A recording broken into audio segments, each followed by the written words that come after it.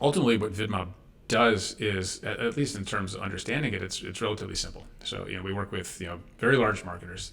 I think we work with something like 70% of the top 20 marketers, and they will use our technology to connect the different places where they are spending dollars. So their TikTok accounts, their Amazon accounts, their Meta accounts, their Google, etc.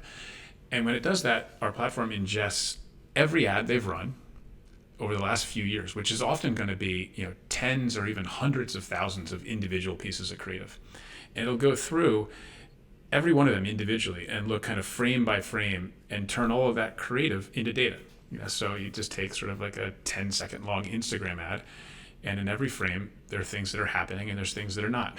There may or may not be a logo present. The actress may be holding up the package of the lotion, or she may be rubbing it on her hand.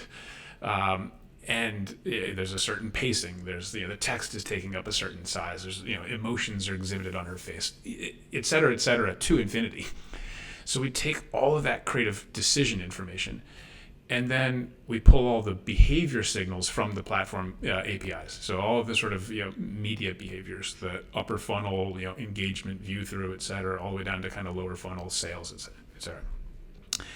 And then simply we cross those two data sets, the sort of creative attribute and the behavior. And we have a number of ML models we've built over the years that sort of go through that and surface insights. So then we can go back to a client and say, hey, if you're trying to drive 3-second view rate on TikTok in the Philippines for women in their 30s, it seems like you should do more of this and less of that. And then we give them means, either through their internal team, through agencies, or through our platform, to then essentially instantly respond to those insights with improved creative, and we can measure the impact.